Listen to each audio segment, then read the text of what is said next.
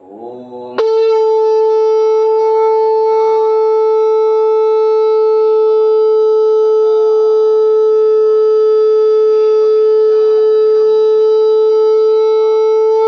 सर्वं मम देव देव। हरि ओम। ओंकार स्वरूप ब्रह्म परमात्मने नमः। ओम श्री सद्गुरुभ्यो नमः। श्री गुरु चरण कमलेभ्यो नमः।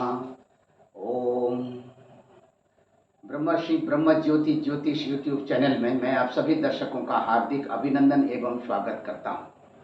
प्रिय दर्शकों, मैं फिर से उपस्थित हुआ हूं एक नया वीडियो लेकर के धनु राशि वालों के जुलाई के महीने में उनके राशिफल को लेकर के। जुलाई का ये महीना धनु राशि वालों का कैसा व्यतीत होने वाला है और कहां पर आपको किस किस तरह से सफलताएं मिलने वाली है और कहां पर सावधानी रखने की आवश्यकता है। दर्शकों, ये जो मनुष्य जीवन है, मनुष्य जीवन आकाशीय सौर मंडल में जितने भी ग्रह नक्षत्र आदि हैं, इन ग्रह नक्षत्रों के द्वारा जो ग्रह रश्मियां हम तक पहुंचती हैं, इन ग्रह रश्मियों के द्वारा ही समस्त संसार प्रभावित होता रहता है। इस चराचर जगत में जितने भी जीव जंतु प्राणी आदि हैं, इन सब पर इन ग्रह नक्षत्रों का प्रभाव पड़ता ही पड़ता है। यहाँ तक कि वनस्पतियों में भी ग्रह नक्षत्रों का प्रभाव पूर्णतः दृष्टिगत होता है। दर्शकों, यहाँ पर जो चराचर जगत में जितने जीव जंतु प्राणी आदि हैं, उन सब में मनुष्य ही एक ऐसा प्राणी है जो समझदार प्राणी है, जिसके अंदर कुछ करने की, कुछ समझने की एक शक्ति है। और इस शक्ति के साथ साथ मनुष्य के अंदर एक ललक हमेशा रहती है। ललक यानी जिज्ञासा, कुछ सीखने की, कुछ जानने की, उसके जीवन में क्या कुछ होने वाला है, उसके जीवन में कब क्या कुछ होगा, कौन सी घटना कब घटेगी और उस घटनाक्रम को वो किस तरह से देख सकता है। ये देखने की और ये समझने की,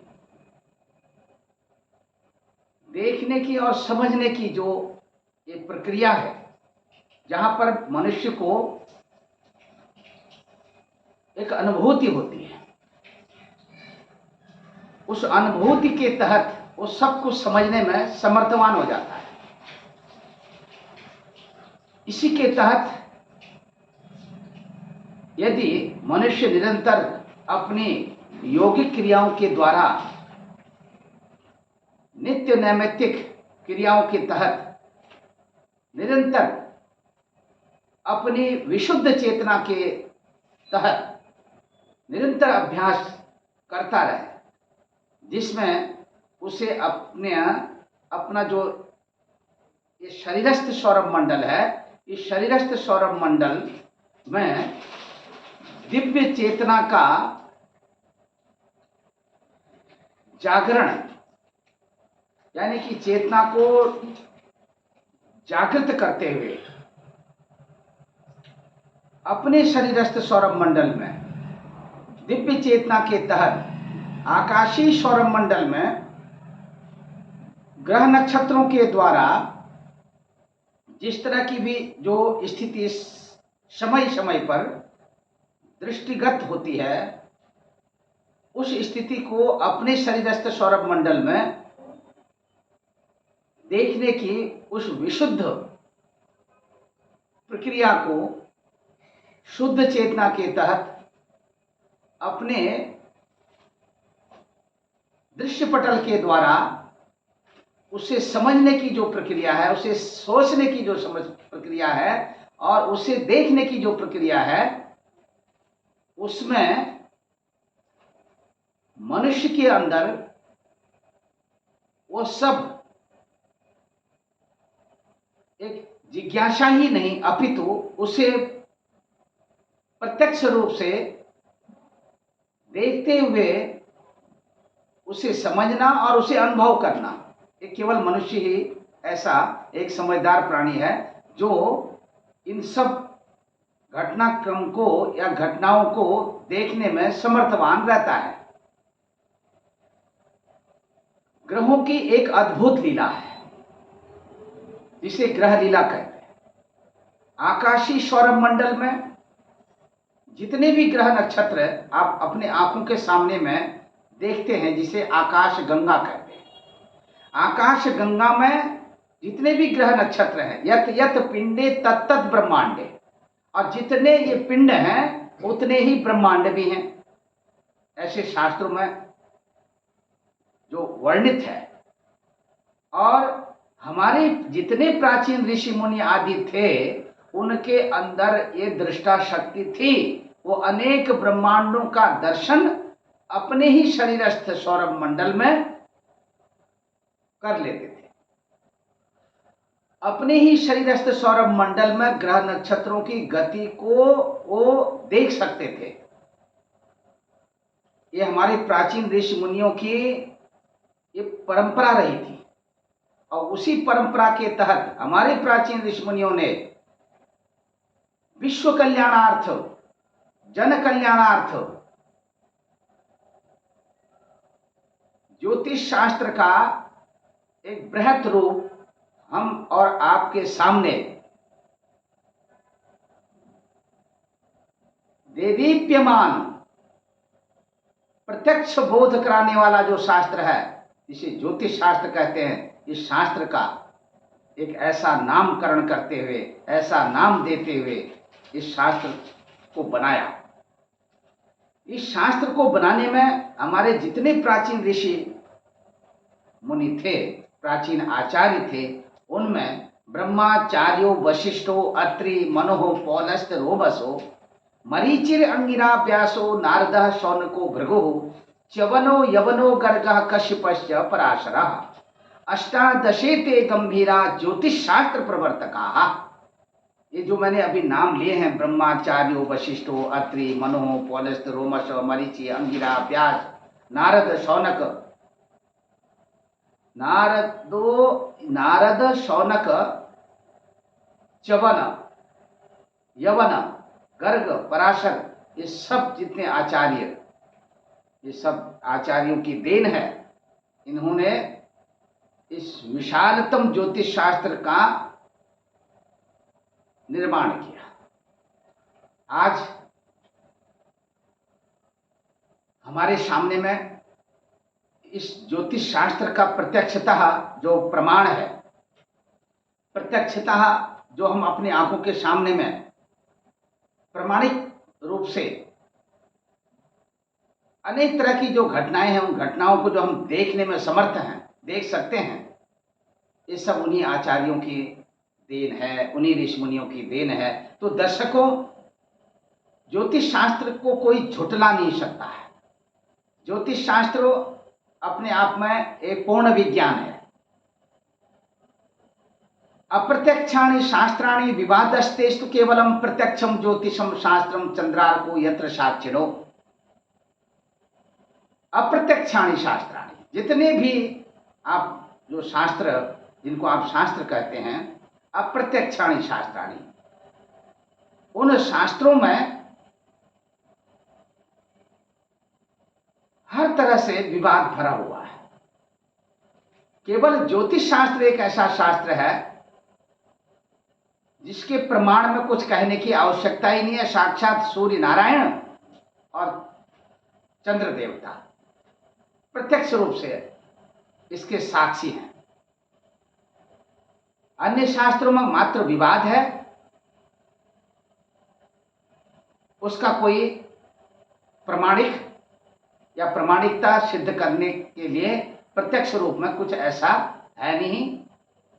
ज्योतिष शास्त्र ही एक ऐसा शास्त्र है जिसके प्रमाण के रूप में सूर्य और चंद्रमा को आप अपनी खुली आंखों से आकाशीय सौरमंडल में देख सकते हैं। और सूर्य चंद्रमा के द्वारा होने वाले शुभाशुभ प्रभाव को आप समझ भी सकते हैं। दर्शकों, आकाशीय सौरमंडल में जैसे कि आप स्वयं भी देख सकते हैं, सूर्य चंद्रमा मंगल बुध गुरु शुक्र और शनि, ये 7 ग्रह हैं जो दृश्य ग्रह हैं।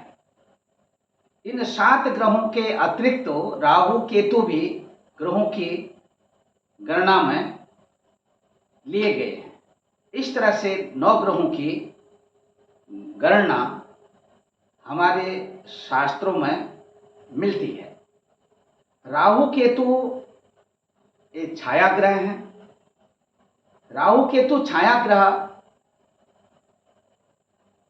होने के नाते इनका भी जो प्रभाव है मन और मस्तिष्क पर, मनुष्य के शरीर पर, वनस्पतियों पर, मनुष्य के ऊपर में होने वाली जो अनेक तरह की जो घटनाएं हैं, उन घटनाओं पर राहु केतु का भी प्रभाव प्रत्यक्ष रूप से देखा जा सकता है।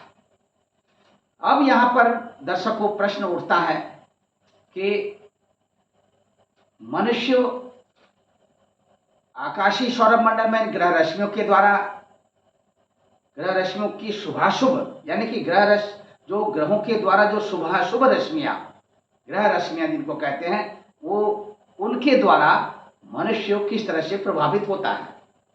यहां पर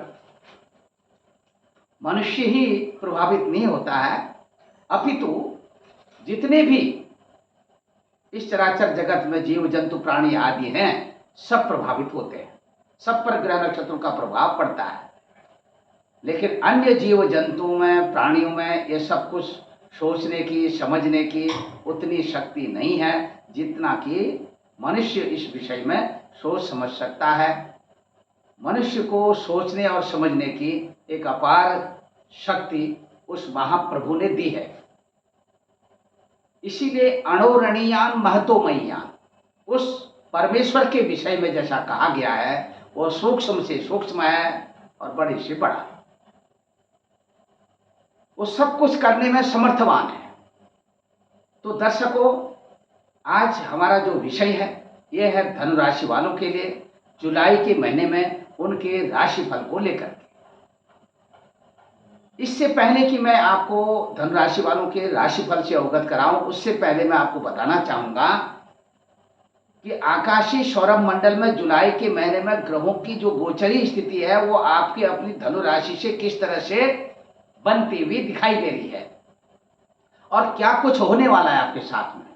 सीधे तौर पर आप हमारे इस वीडियो के साथ जुड़े और शुरू से लेकर अंत तक आप हमारी वीडियो को देखें।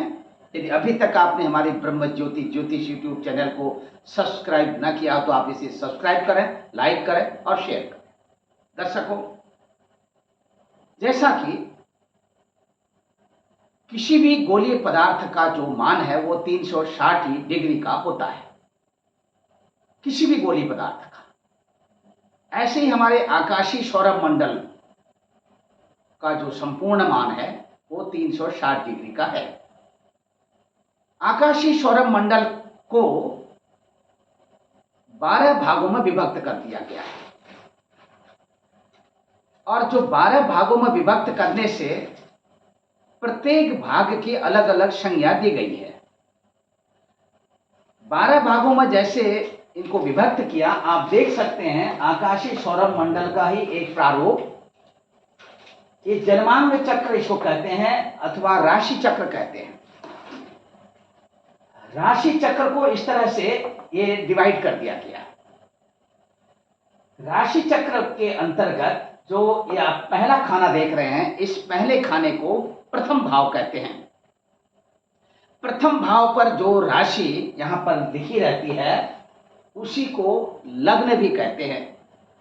यहां पर जरूरी नहीं है कि ये आपकी धनु राशि प्रथम भाव पर ही हो। आप जब अपनी जन्म पत्रिका को देखेंगे, आपकी धनु राशि इस प्रथम भाव को छोड़ करके अन्यत्र अन्य भाव में कहीं पर भी लिखी होगी, आप देख सकते हैं। प्रथम भाव पर ही यदि आपकी जन्म राशि लिखी है तो आपका जन्म लग्न भी धनु ही है। आपकी राशि धनु, आपका जन्म लग्न यानी कि जन्मांग चक्र में आपकी लग्न की राशि भी धनु ही है। इस तरह से दर्शकों, आपकी राशि के जो स्वामी है वो है गुरु देवता, बृहस्पति देवता। गुरु देवता को नमन करते हुए आगे इस वीडियो का मैं विस्तार करूंगा। आकाशीय सौरभ मंडल में सूर्य देवता को भी नमन करते हुए सूर्य देवता की स्थिति से मैं आपको अवगत कराऊंगा कि जुलाई के महीने में सूर्य देवता मिथुन राशि में कब तक रहेंगे। जुलाई के महीने में सूर्य देवता 15 जुलाई तक मिथुन राशि पर रहेंगे। और ये मिथुन राशि आपकी जो अपनी धनु राशि है, क्योंकि मैंने यहाँ पर प्रथम भाव में धनु राशि को इसलिए लिखा है ताकि आप आसानी से समझ सकें। प्रथम भाव में धनु राशि आप देख सकते हैं, ये जो मैंने लिखी है, आपकी राशि से मिथुन राशि सप्तम भाव पर यानी कि प्रथम भाव से आप गिनती करेंगे इस तरह से 1 2 3 4 5 6 7 यानी 7वें भाव पर 3 नंबर का जो अंक यहां पर आ रहा है, यही 3 नंबर का अंक मिथुन राशि का द्योतक है। मिथुन राशि में सूर्य देवता 15 जुलाई तक रहेंगे और 16 जुलाई को कर्क राशि पर सूर्य देवता चले जाएंगे। जब 16 जुलाई के दिन कर्क राशि पर प्रवेश करेंगे तो इसको कहते हैं संक्रांति काल, संक्रमण काल, सूर्य का संक्रमण काल, सूर्य की संक्रांति। अब इस संक्रांति को कौन सी संक्रांति कहेंगे? कर्क संक्रांति। अब कर्क संक्रांति से लेकर जब 6 महीना सूर्य देवता अपनी दक्षिणायन गति पर ही रहेंगे। कर्क संक्रांति यानी कि कर्क राशि में सूर्य देवता का प्रवेश, कर्क सिंह कन्या और तुला वृश्चिक धनु यानी कि कर्क राशिगत सूर्य से लेकर धनु राशिगत सूर्य तक 6 महीना सूर्य देवता अपनी दक्षिणायन गति में रहेंगे। क्योंकि सूर्य देवता की 2 गतियां हैं, एक तो 6 महीना ये दक्षिणायन रहते हैं और 6 महीना रहते हैं उत्तरायण। 2 तरह से ये अपने गति क्रम में रहते हैं। सूर्य देवता की जो स्थिति है, जब कर्क संक्रांति का जो इनका सूर्य देवता का जो कर्क संक्रांति यानी कर्क राशि में जब प्रवेश होगा तो कर्क संक्रांति का ये 16 जुलाई का जो दिन होगा, कर्क संक्रांति के पुण्य काल में, कर्क संक्रांति के पुण्य काल में स्नान, दान, तर्पण आदि करने का विधान है। कर्क संक्रांति के पुण्य काल में स्नान, दान, तर्पण करने का जो विधान है, इसका भी बहुत ही महत्वपूर्ण यानी कि फल हमारे जीवन में कहा गया है स्नान, दान, तर्पण करने का। और श्राद्ध विधि से अपने पितरों को पिंडदान करने का भी बहुत ही महत्व बताया गया है। जो लोग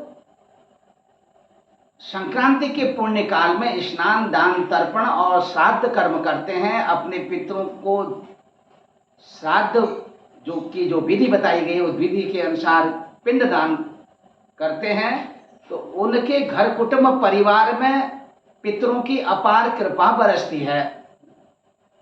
यदि किसी की भी जन्म पत्रिका में पितृदोष के कारण उनके घर कुटुंब परिवार में अशांति की स्थिति बनी रहती हो, उनके घर कुटुंब परिवार में किसी भी तरह से किसी का किसी के साथ मेल न हो, अनबन की स्थिति रहती हो,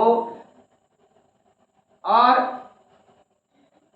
किसी भी तरह से घर में सुख शांति न हो, घर की शांति भंग हो, कोई भी मांगल्य कार्य, वंश वृद्धि से संबंधित कार्य ये सब न हो रहे हों, तो निश्चित तौर पर उनके घर कुटुंब परिवार में पितरों की असंतुष्टि, पितरों की नाराजगी यह है, ऐसा जानना चाहिए। तो सत्कर्म करने का जो विधान बताया गया है, यही सत्कर्म, यही पुण्य कर्म आपको इससे मुक्ति दिलाते हैं और घर में शांति वापस आ जाती है, जिसे पीस कहते हैं अंग्रेजी में। वंश वृद्धि होने लगती है, पितरों की कृपा बरसने लगती है पुण्य कर्म करने से। पुण्य कर्म कभी क्षय नहीं होते हैं, अक्षय हो जाते हैं। तो दर्शकों, ये जो स्थिति है यहाँ पर सूर्य देवता की, अब आप यहाँ पर सीधे तौर पर देख सकते हैं। सूर्य देवता आप यहाँ पर अपने आपकी जो राशि है धनु राशि, 15 जुलाई तक इनकी आपकी स्वयं की राशि पर दृष्टि रहेगी। कैसी दृष्टि रहेगी?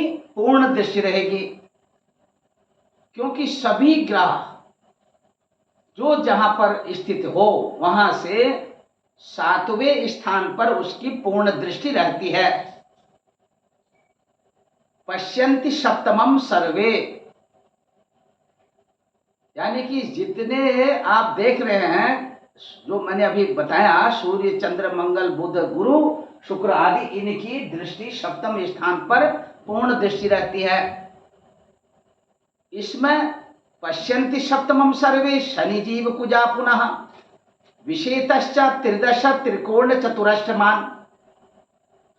शनि की 3-10 पर पूर्ण दृष्टि अतिरिक्त तौर पर बताई गई है, 4-8 पर मंगल ग्रह की, और 5 और 9वें स्थान पर गुरु ग्रह की पूर्ण दृष्टि बताई गई है। तो दर्शकों, इस तरह से दृष्टि का अवलोकन करते हुए और ग्रहों का बलाबल देखते हुए हम इस राशि फल का, यानी मासिक राशि फल का निर्माण हम करते हैं।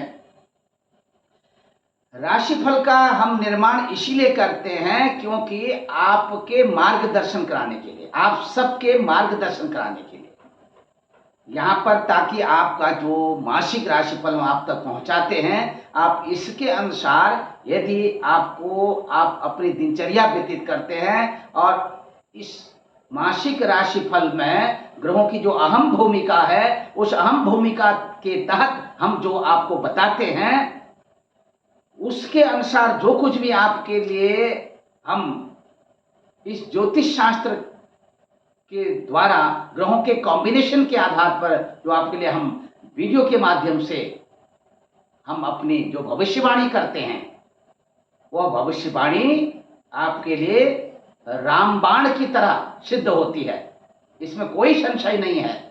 दर्शकों, सूर्य देवता की जो स्थिति यहाँ पर प्रथम भाव पर आपकी अपनी राशि पर रहेगी, इससे आपका आत्मविश्वास जुलाई के महीने में बहुत अधिक बढ़ेगा।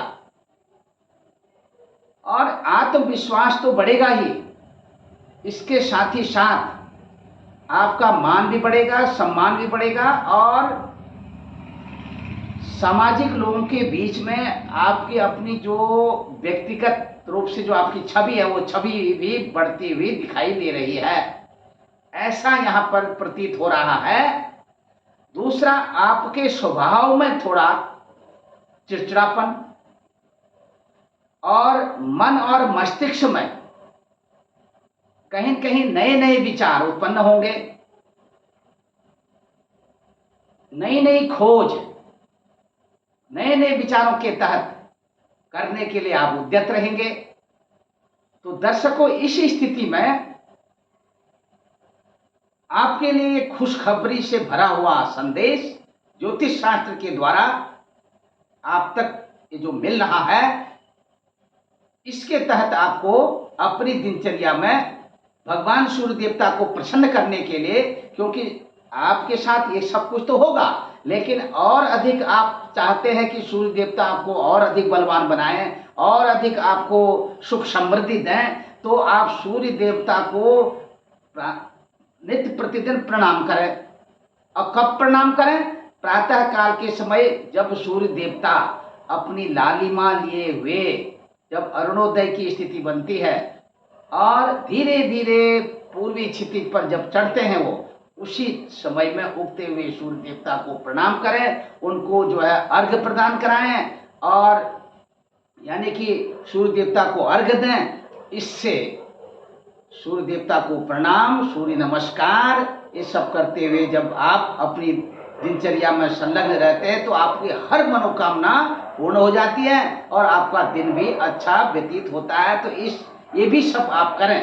दर्शकों, इसी के साथ में आगे जब सूर्य देवता अष्टम स्थान पर आ जाएंगे, यहाँ पर थोड़ा आगे जब ये अष्टम स्थान में कर्क राशि पर आएंगे, कर्क राशि पर जब तक ये बने रहेंगे, तब तक की जो स्थिति रहेगी, यदि आप किसी भी प्रकार का ऐसा भोजन करते हैं जैसे बासी भोजन और खट्टे, कड़वे, रसीले तरल पदार्थों का सेवन करते हैं, ज़्यादा मिर्च मसाला इस तरह का सेवन करते हैं, तो निश्चित तौर पर आप जानिए कि आपके शरीर में, आपके स्वास्थ्य में, आपके हर तरह से, यानी कि पेट से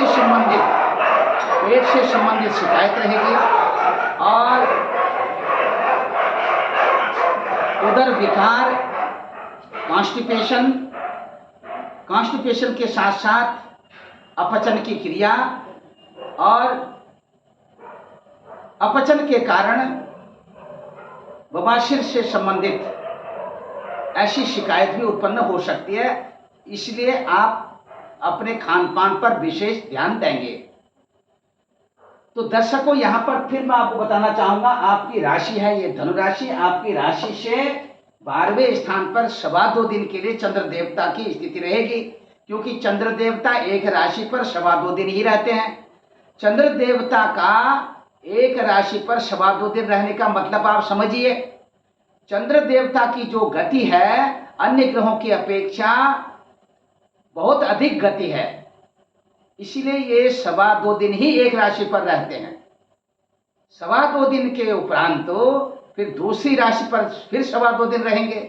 इसी क्रम में जब फिर से ये वृश्चिक राशि में आकर के धनु राशि में प्रवेश करेंगे, तो ये संपूर्ण जुलाई का महीना व्यतीत हो जाएगा, और कहीं न कहीं चंद्र देवता का सूक्ष्म प्रभाव आपके ऊपर में पड़ता हुआ दिखाई देगा। तो दर्शकों, ये शुभाशुभ जो प्रभाव चंद्र देवता के द्वारा पड़ेगा, इससे आपकी मन की जो शांति है वो कहीं न कहीं बढ़ेगी, और आपके अंदर कुछ ऐसा भी समय आएगा कहीं पर आप मानसिक तौर पर किसी छोटे छोटे कार्यों को लेकर उलझन में और अड़चन में पड़ जाएंगे। इससे भी आपको बचना होगा। दूसरी तरफ में ये जो कॉम्बिनेशन बन रहा है मंगल देवता का आपकी राशि से नवम स्थान पर, नवम स्थान में सिंह राशि विद्यमान है। नवम स्थान में मंगल देवता सिंह राशि में, ये इनकी अधिमित्र राशि है। मंगल देवता की ये राशि यानी कि सिंह राशि, सूर्य देवता मंगल देवता आपस में मित्र हैं, और ये इनका जो एक दूसरे को जो ये सपोर्ट करते हैं, अधिमित्र की तरह सपोर्ट करते हैं। मंगल देवता के नवम स्थान स्थिति के कारण नवम मंगल देवता की जो दृष्टि है, यहाँ से ये आप अपनी राशि यानी वृश्चिक राशि को आपकी राशि से 12वें स्थान पर देखेंगे। दूसरा, ये धर्म स्थान पर बैठे हुए हैं। ये नवम स्थान जो है ये धर्म का स्थान है, आध्यात्म का स्थान है, तीर्थ यात्रा का स्थान है। यहाँ पर जब तक ये सिंह राशि पर रहेंगे, तो सिंह राशिस्थ मंगल देवता की जो स्थिति है, मंगल देवता के कारण आपके अपने अंदर आध्यात्मिक ऊर्जा को ये जगाएंगे। जबकि मंगल देवता ये राजसी प्लैनेट हैं, राजसी ग्रह हैं, आध्यात्म क्षेत्र में, क्योंकि आप जैसी संगति करेंगे, धर्म क्षेत्र के साथ मंगल देवता की संगत बन रही है, आप जैसी संगति करेंगे संगति का असर तो पड़ेगा ही पड़ेगा। इसीलिए मंगल देवता आपको बहुत अधिक ऊर्जावान बनाएंगे, आध्यात्म क्षेत्र में आपका बहुत अधिक मन लगेगा। और दूसरी तरफ में आपकी जो आमदनी रहेगी, आमदनी के मुताबिक ये खर्च भी उसी हिसाब से कराएंगे। अच्छा होगा कि आप अपनी आमदनी के हिसाब से ही चले तो ज्यादा ठीक रहेगा। यदि उससे ज्यादा अधिक खर्च करते हैं तो आपको कहीं न कहीं आर्थिक रूप से तंगी का, यानी कि आर्थिक तंगी अथवा ज्यादा खर्च करने से हाथ टाइट, जिसको कहते हैं कि हाथ तंग होना, ये सब लक्षण यहां पर घटित होते हैं। तो सावधानी पूर्वक ही आप खर्च करिए। दूसरा योग यहां पर यह बन रहा है कि आकस्मिक रूप से अचानक कहीं न कहीं से आपको धन लाभ होने वाला है। इष्ट मित्र बंधु बांधवों का सहयोग तो मिलेगा ही मिलेगा। दूसरा, यदि इससे पूर्व में आपने अपनी धनराशि को कहीं ऐसे सज्जन व्यक्ति के हाथों में दे रखा हो और वह धन आप तक नहीं पहुंच पा रहा हो समय से, कोई न कोई कारण बन सकता है, लेकिन जुलाई के महीने में प्रकृति का अद्भुत संयोग बनने जा रहा है और प्राकृतिक संयोग के कारण यह धन की वापसी आप तक पहुंचने वाली है। इस स्थिति में दर्शकों, आप अपनी वाणी के द्वारा अधिक से अधिक लोगों को प्रभावित करते हुए और जनमानस के दृश्य पटल में अपनी व्यक्तिगत छवि को ऊंचाइयों तक ले जाने में सफल रहेंगे। राजनीतिक भविष्य भी आपका यहां पर बहुत ही अच्छा बनता हुआ दिख रहा है। इसी के साथ दर्शकों, यहां पर मैं बताऊंगा बुध देवता की जो स्थिति है। बुध देवता आप देख सकते हैं आपकी राशि से सप्तम स्थान पर। अब आपकी राशि से सप्तम स्थान पर बुध देवता यहां पर मात्र 7 जुलाई तक ही रहेंगे और 7 जुलाई तक की जो स्थिति है, सूर्य देवता और बुध देवता का जो ये कॉम्बिनेशन है, ये है बुधादित्य योग। बुधादित्य योग की जो स्थिति है, बुधादित्य योग का मतलब होता है अखंड साम्राज्य योग। बहुत अच्छा योग समझा जाता है। ये बुधादित्य योग आपके गृहस्थ जीवन में 4 चांद लगाने वाला योग है और व्यापारिक बंधुओं के लिए खुशखबरी का योग है। जुलाई के महीने के प्रथम सप्ताह में कुछ ऐसे विशेष काम होने वाले हैं व्यापारिक बंधुओं के लिए जो कि उन्होंने कभी सोचा भी नहीं होगा। अचानक धन वर्षा, धन की वृद्धि, व्यापार में उन्नति के संकेत और ऋण से मुक्ति की ओर कदम, एक उत्साहित कदम बनता हुआ दिखाई दे रहा है। इसी योग के कारण दर्शकों, यदि आप जुलाई के महीने में प्रथम सप्ताह में शेयर मार्केट में यदि इन्वेस्टमेंट कर लेते हैं तो ये शेयर मार्केट में इन्वेस्टमेंट करने से भविष्य में आपको आपके द्वारा किया हुआ इन्वेस्टमेंट का जो फल मिलेगा 100% फल मिलेगा, नुकसान नहीं होगा, इतना मैं बताता हूं। इससे विपरीत समय में यदि आप करते हैं तो आप शेयर मार्केट से संबंधित जो जानकार हैं उनकी सलाह अवश्य ले लीजिए, तभी करिए। दर्शकों, यहां पर बुध देवता 8 जुलाई के दिन मिथुन राशि से कर्क राशि में चले जाएंगे, यानी कि आपकी अपनी राशि से अष्टम स्थान पर। और अष्टम स्थान पर बुध देवता 23 जुलाई तक यहीं पर बने रहेंगे और बुध देवता 23 जुलाई तक यहां बने रहेंगे। 8 जुलाई से लेकर के 23 जुलाई तक, अब बीच में 8 जुलाई से लेकर 23 जुलाई तक ये बने रहेंगे। तो आप देख सकते हैं 16 जुलाई के दिन सूर्य देवता की जो स्थिति है कर्क राशि में यहां पर बनेगी। 16 जुलाई से लेकर 23 जुलाई तक का फिर से यहां पर अखंड साम्राज्य योग, बुधादित्य योग की स्थिति बनेगी और यह योग की स्थिति जो यहाँ पर बनेगी, और क्योंकि बुध देवता ये अष्टम स्थान है, अष्टम स्थान में आप जितने भी गुप्त विद्याएं हैं और यंत्र मंत्र तंत्र से संबंधित जो विद्याएं हैं, यदि इनको सिद्ध करना चाहते हैं तो इतने समय में यदि आप ऐसा कुछ करते हैं तो निश्चित तौर पर आपको सिद्धि मिलेगी। और पेट से संबंधित थोड़ा सा शिकायत उत्पन्न होगी। दूसरा, आपके शरीर में थोड़ा सा कहीं इचिंग प्रॉब्लम यानी खुजली, ये कहीं कहीं बनती रहेगी।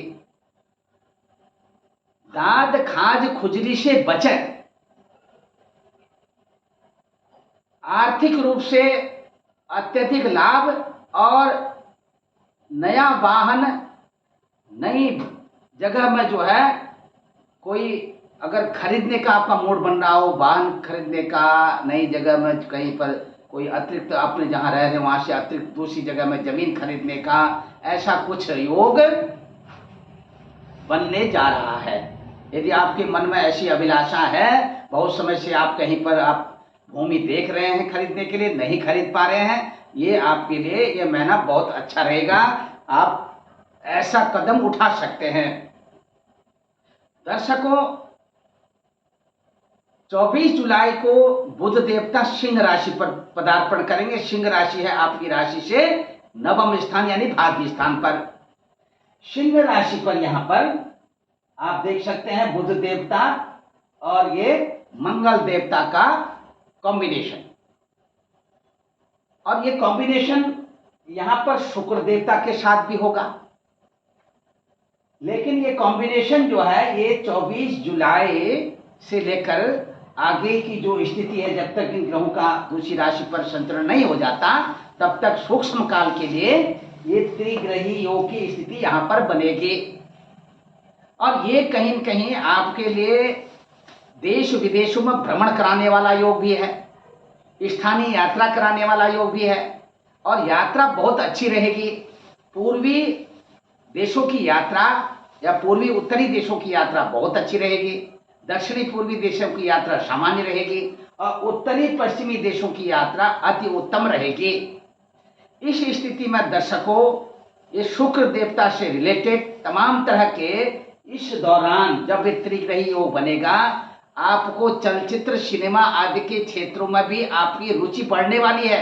चाहे वो मेल पर्सन हो चाहे फीमेल पर्सन हो, मेल फीमेल से मतलब नहीं है, यहाँ पर आप धनु राशि वालों से मतलब है। धनु राशि मेल की भी हो सकती है, फीमेल की भी हो सकती है। इस तरह से इस बीच में आर्ट, कला, डिजाइनिंग, फाइन आर्ट से रिलेटेड फील्ड में आपकी रुचि बढ़ेगी। संगीत कला के क्षेत्रों में भी रुचि बढ़ेगी। इस तरह से यदि आप कहीं भी फिल्म इंडस्ट्री में काम कर रहे हैं, वहां पर आपको सफलताएं न मिल रही हों, इस दौरान आपको अत्यधिक रूप से सफलता मिलेगी। दर्शकों, इसी के साथ शनि देवता की स्थिति देखिए कुंभ राशि पर, आपकी राशि से तीसरे स्थान पर।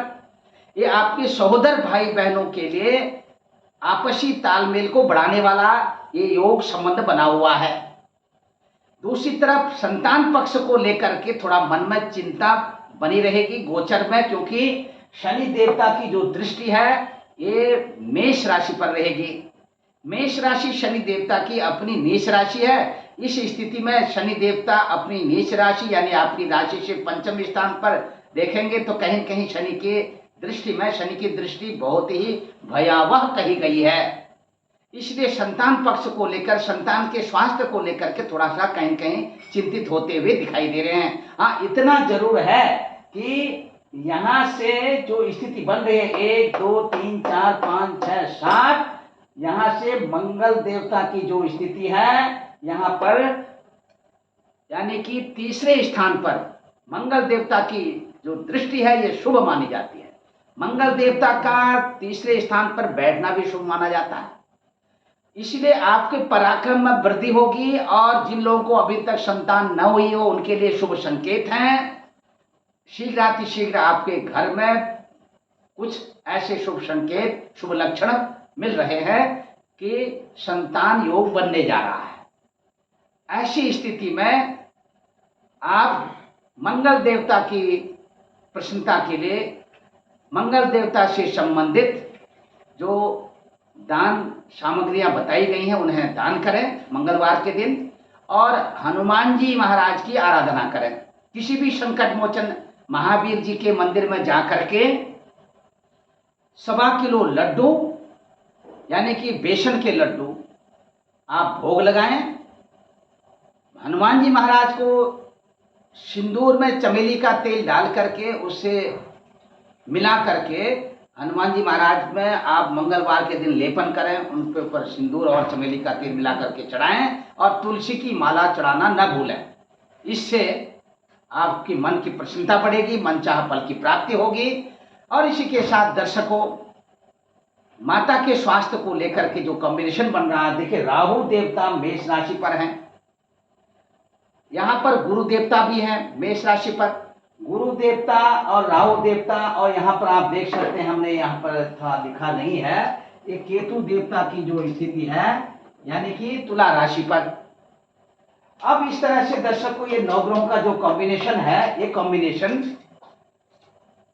यहाँ पर आप देख सकते हैं एक दूसरे के प्रति आपका जो व्यक्तिगत जो भाव है वो कहीं न कहीं परिपूर्णता की ओर एक दूसरे के प्रति सहयोगात्मक भावनात्मक दृष्टि से बहुत ही अच्छा बन रहा है।